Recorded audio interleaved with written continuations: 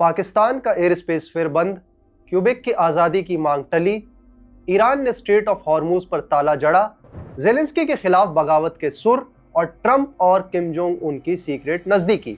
दुनिया में आज इतना कुछ एक साथ हो रहा है कि हर खबर पर नजर रखना मुश्किल है, और इनमें से हर खबर आपके एग्जाम के लिए भी उतनी ही जरूरी होती है। इसे ध्यान में रखते हुए हम लेकर आए हैं जीएस वर्ल्ड बुलेटिन, जहां हम आपको दुनिया की टॉप 5 खबरें देंगे, बिल्कुल क्रिस्प और एग्जाम रेडी अंदाज में। और हर खबर के बाद एक एग्जाम कॉर्नर भी होगा, जहां 2 सीधे सवाल होंगे जिनके जवाब आपको खबर सुनते ही मिल जाएंगे। तो चलिए बिना देर किए शुरू करते हैं।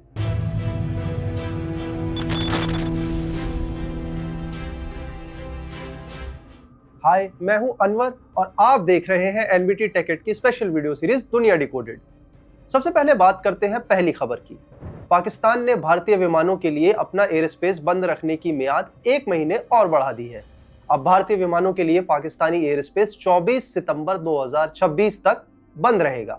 पाकिस्तान एयरपोर्ट्स अथॉरिटी ने इसके लिए NOTAM यानी नोटिस टू एयरमैन जारी किया है। ये बैन सिर्फ सिविल नहीं बल्कि भारतीय रजिस्टर्ड मिलिट्री एयरक्राफ्ट पर भी लागू है, फिर भले ही चाहे वो लीज पर ही क्यों ना लिया गया हो। दरअसल भारत पाकिस्तान के बीच एयर स्पेस से जुड़े इस विवाद की जड़ें पहलगाम आतंकी हमले से जुड़ी हुई हैं। अप्रैल 2025 में हुए पहलगाम आतंकी हमले में 26 लोगों की मौत हुई थी। भारत ने इसके जवाब में सिंधु जल संधि यानी इंडस वाटर ट्रीटी सस्पेंड कर दी और वाघा अटारी बॉर्डर भी बंद कर दिया। फिर मई 2025 में भारत और पाकिस्तान के बीच टेंशन चरम पर पहुंच गया। भारत ने ऑपरेशन सिंदूर के जरिए पाकिस्तान में आतंकी ठिकानों को निशाना बनाया। इससे पहले कि विवाद और भी ज्यादा बढ़ता, दोनों देशों ने सीज फायर का ऐलान कर दिया। इसी समय पाकिस्तान ने अपने एयर स्पेस बैन का ऐलान किया, जो आज तक लागू है, और पाकिस्तान इसे ही लगातार आगे बढ़ा रहा है। इस खबर से एग्जाम में सीधे 2 सवाल आ सकते हैं, इन्हें आपको नोट कर लेना चाहिए। पहला सवाल है, भारत पाकिस्तान एयर स्पेस विवाद किस घटना के बाद शुरू हुआ?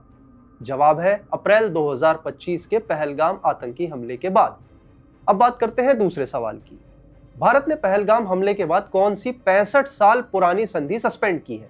जवाब है सिंधु जल संधि यानी इंडस वाटर ट्रीटी। अब चलते हैं आज की हमारी दूसरी खबर पर। कनाडा के क्यूबेक प्रांत की अलगाववादी पार्टी पार्टे क्यूबेक्वा के नेता पॉल सेंट पियरे प्लोमोंडोन वैसे तो कनाडा से अलग होने की मांग जोर शोर से करते आए हैं, लेकिन अब उनके सुर धीरे धीरे बदल रहे हैं। पॉल सेंट पियरे ने कहा है, जब तक डोनाल्ड ट्रंप अमेरिका के राष्ट्रपति हैं, तब तक क्यूबेक की आजादी की मांग को लेकर कोई रेफरेंडम नहीं होने वाला। उनका कहना है कि यूएस पॉलिटिक्स की इंस्टेबिलिटी इस गंभीर बहस को हाईजैक नहीं करनी चाहिए। क्यूबेक में अक्टूबर 2026 तक चुनाव होने हैं और पोल्स में पॉल सेंट पियरे की पार्टी फिलहाल आगे चल रही है। उन्होंने कहा है, अगर हम जीते तो रेफरेंडम जरूर कराएंगे, लेकिन ट्रंप का कार्यकाल खत्म होने यानी जनवरी 2029 के बाद ही। दरअसल ट्रंप बार बार कनाडा को अमेरिका का 51वां राज्य बनाने की बात कहते आए हैं। अमेरिकी प्रेसिडेंट ने तो कनाडा पर 50% का टैरिफ भी लगा दिया है। इससे कनाडा में अब आजादी की मांग कम हो रही है और ज्यादा से ज्यादा एकजुटता का माहौल बन रहा है। अब इस पूरी खबर को सिर्फ 2 लाइन में समेटते हैं। ये रहे वो 2 सवाल जो आपके नोट्स बुक में होने चाहिए। पहला क्वेश्चन है, कनाडा के किस प्रांत में पार्टे क्यूबेक्वा आजादी की मांग कर रही है? आंसर है क्यूबेक प्रांत। अब बात करते हैं दूसरे क्वेश्चन की। पार्टे क्यूबेक्वा के नेता पॉल सेंट पियरे ने रेफरेंडम को किस समय सीमा तक टालने की बात कही है? इसका आंसर है जनवरी 2029 तक, यानी ट्रंप का कार्यकाल खत्म होने तक। तीसरी खबर को जानने के लिए हमें मिडिल ईस्ट की तरफ रुख करना होगा। ट्रंप ने कहा है कि ईरान के साथ फिलहाल कोई बातचीत नहीं चल रही है। उन्होंने अपने social media platform truth social पर लिखा, नेवल ब्लॉकेड लागू है और स्ट्रेट ऑफ हॉर्मूज खुला है, सारी माइंस भी हटाई जा चुकी हैं। लेकिन ईरान के टॉप नेगोशिएटर मोहम्मद बाकर कालिबाफ उल्टा दावा कर रहे हैं। उनका कहना है कि जब तक अमेरिका जून की एक एंट्रिम डील की शर्तें पूरी नहीं करता, जैसे ईरानी पोर्ट्स की नाकाबंदी हटाना, ऑयल सैंक्शंस को खत्म करना और फ्रीज एसेट्स को लौटाना, तब तक स्ट्रेट ऑफ हॉर्मूज बंद ही रहने वाला है। ये खबर जितनी जियोपॉलिटिकली अहम है, एग्जाम के लिए भी उतनी ही जरूरी है। इसके 2 हाई वोल्टेज क्वेश्चंस देखते हैं। क्वेश्चन नंबर 1 है, straight of Hormuz global economy के लिए इतना अहम क्यों है? आंसर इज क्योंकि ये दुनिया के सबसे बड़े ऑयल शिपिंग रूट्स में से एक है। Let's move to the second question. Iran ने स्ट्रेट ऑफ हॉर्मूज खोलने के लिए अमेरिका के सामने क्या शर्तें रखी हैं? Answer for this question is बंदरगाहों की नाकाबंदी हटाना, ऑयल सैंक्शंस खत्म करना और फ्रीज एसेट्स लौटाना।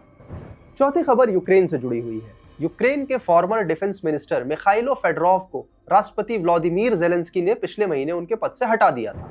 अब फेडरोव ने एक वीडियो एड्रेस में वॉर टाइम यानी युद्ध काल में भी राष्ट्रपति चुनाव कराने की मांग कर दी है। इसे जेलेंस्की के खिलाफ बगावत के तौर पर देखा जा रहा है। दरअसल 2022 में रूस के हमले के बाद से ही किसी बड़े यूक्रेनी नेता ने पहली बार ऐसी डिमांड रखी है। हैरानी वाली बात यह है कि यूक्रेन अभी रूस के साथ जंग लड़ रहा है और यूक्रेन का कानून युद्ध के दौरान चुनाव की इजाजत नहीं देता है। मिखाइलो फेडरोव को आर्मी चीफ ओलेक्सांद्र सिसिरकी के साथ मतभेद की वजह से हटाया गया था। इसके बाद से ही यूक्रेन की राजधानी कीव में लगातार प्रदर्शन हो रहे हैं। एक पोल के मुताबिक अगर चुनाव अभी हो जाए तो फेडरोव सीधे मुकाबले में जेलेंस्की को हरा भी सकते हैं। बगावत की इस खबर में छुपे हुए हैं दो पक्के एग्जाम वाले सवाल। आपको इन्हें बिल्कुल भी मिस नहीं करना चाहिए। अगर पहले सवाल की बात करें तो वो है, यूक्रेन का कानून वर्तमान में वॉर टाइम इलेक्शंस को लेकर क्या कहता है? इसका जवाब है, यूक्रेन का कानून युद्ध काल में चुनाव कराने की इजाजत ही नहीं देता है। अब चलते हैं दूसरे सवाल पर, जो है मिखाइलो फेडरोव को डिफेंस मिनिस्टर की पोस्ट से क्यों हटाया गया था? इसका जवाब है, आर्मी चीफ ओलेक्सांद्र सिसिरकी के साथ मतभेद की वजह से। आइए अब आखिरी खबर को जानते हैं जो सबसे ज्यादा दिलचस्प है। अमेरिका और साउथ कोरिया मिलिट्री ड्रिल्स कर रहे थे। ये मिलिट्री ड्रिल्स 27 अगस्त तक चलने वाली थी। फिर ट्रंप ने अचानक ड्रिल्स को घटाने का आदेश दिया और अब ये 21 अगस्त को खत्म हो गई है। मिलिट्री ड्रिल्स के जल्दी खत्म होने की वजह अमेरिका और साउथ कोरिया के बीच हुआ कोई विवाद नहीं है, बल्कि इसका कारण है ट्रंप और नॉर्थ कोरिया के तानाशाह किम जोंग उन के बीच बढ़ती नजदीकी। ट्रंप ने खुद कहा है, किम उंग जुन के साथ मेरे रिश्ते बहुत ज्यादा अच्छे हैं और ये मिलिट्री ड्रिल्स नॉर्थ कोरिया को एक टोटली इनएप्रोप्रिएट और हॉस्टाइल सिग्नल भेज रही थी। रिपोर्ट्स के मुताबिक ट्रंप इस साल के आखिर में सीधे किम जोंग उन से मुलाकात करने की तैयारी कर रहे हैं। 30 जून 2019 के बाद ऐसा पहली बार होगा जब दोनों देशों के नेता आमने सामने मिलेंगे। एक्सपर्ट्स खुद कह रहे हैं कि इससे सबसे ज्यादा खुशी नॉर्थ कोरिया और चीन को होने वाली है। आखिरी खबर दिलचस्प भी है और एग्जाम के लिहाज से जरूरी भी। आइए अब इससे जुड़े दो क्वेश्चंस भी जान लेते हैं। क्वेश्चन नंबर 1 की बात करें तो वो है, ट्रंप ने साउथ कोरिया के साथ मिलिट्री ड्रिल्स घटाने के पीछे क्या मुख्य वजहें बताई हैं? जवाब है, ट्रंप ने किम जोंग उन के साथ अपने बहुत अच्छे रिश्तों का हवाला दिया है। क्वेश्चन नंबर 2 है, ट्रंप और किम जोंग उन के बीच आखिरी बार मुलाकात कब हुई थी? आंसर है 30 जून 2019। ये थी दुनिया की वो 5 खबरें जो आज हर एग्जाम हॉल में गूंज सकती हैं। एक आखिरी चैलेंज आपके लिए भी है। पाकिस्तानी एयर स्पेस बंद होने से भारतीय एयरलाइंस को कितना नुकसान उठाना पड़ रहा है? इसका जवाब आप हमें कमेंट बॉक्स में दे सकते हैं। करंट अफेयर्स अब बोझ नहीं है, बल्कि 10 मिनट की स्टोरी है और ये स्टोरी हर हफ्ते आपको यही मिलने वाली है। इसलिए चैनल को सब्सक्राइब कीजिए, बेल आइकॉन को दबाना बिल्कुल मत भूलिए ताकि अगली खबर आप तक सबसे पहले पहुंचे। मिलते हैं अगले एपिसोड में।